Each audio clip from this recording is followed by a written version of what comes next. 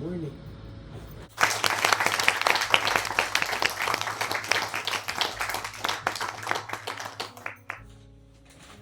I did not sleep in these clothes. I'm gonna talk about why it's okay to be alone and, kind of how I came up, my growing up story, and why it's okay to not have friends. To put it in simple terms, when I was younger, I was always the less fortunate friend. I didn't really grow up with a lot of money. I had a one income household. I came up from a one income household, and it was just me, my mom, and my little brother. So I was fortunate enough to have family members to help out. They didn't mind giving me money every now and again, and I had friends that were willing to pay for me. If we went out and I didn't have enough money to cover, I had a friend who was more fortunate who didn't mind paying.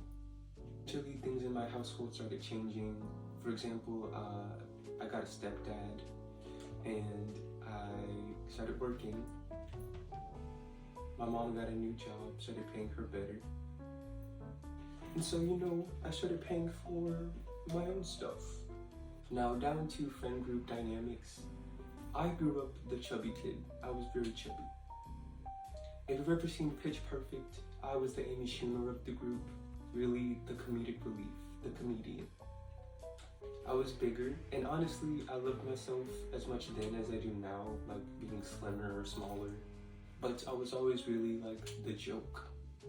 The more that I matured mentally, the more my body did as well. I started getting more slender, my hips kind of started growing, my features started developing. I was becoming what society deemed as attractive. People started treating me differently immediately. And let me just say, this was very confusing to me. I was kind of like,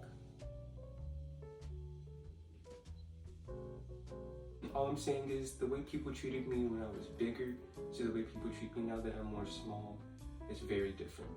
Luckily, in today's society, we're becoming more, fluent and more accepting of different body types, as we should, but it took us too long.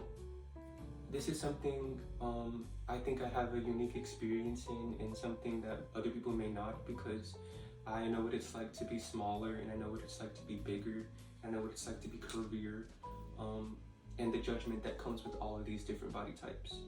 Essentially, I've seen both sides of the spectrum, so I don't treat people differently based off the way their body works, because I understand how it works, because I've been there. I'm never gonna treat somebody differently because they don't reach the standard society sets for them to be considered attractive. I know that it's very easy for people to look at me and think that I have everything.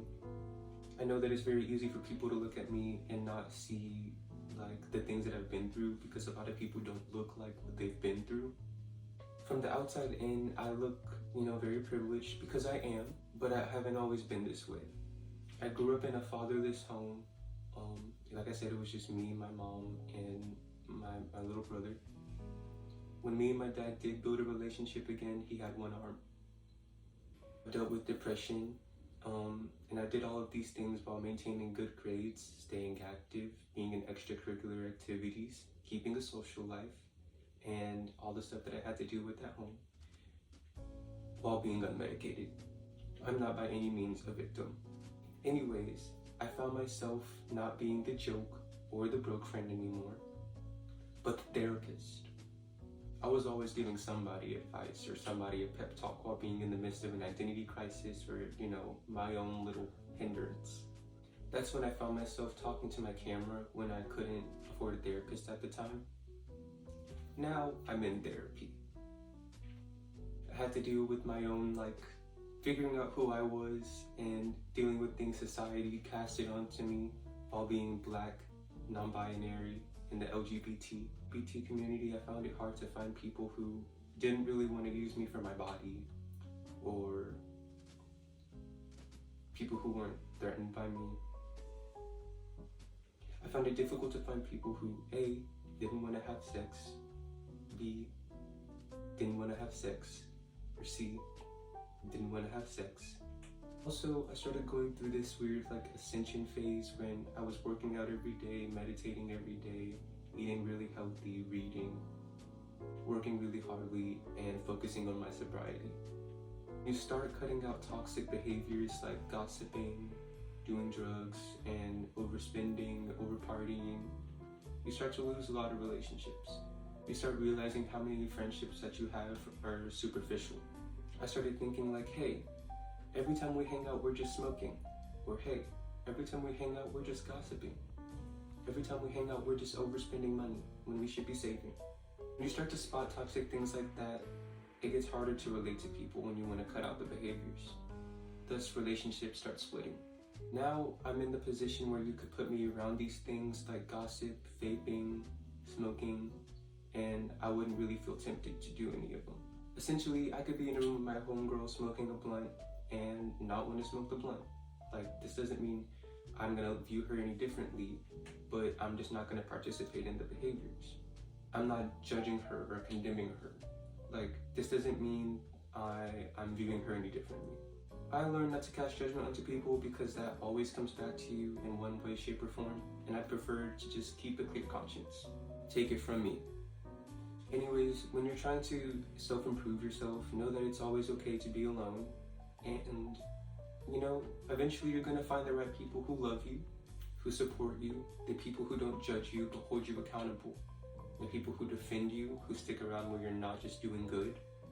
Remember that you're never alone because you're always with God, and He loves you, and I love you.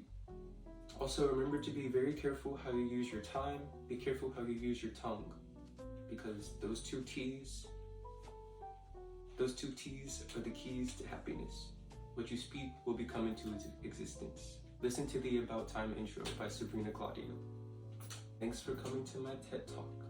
Hope you enjoyed.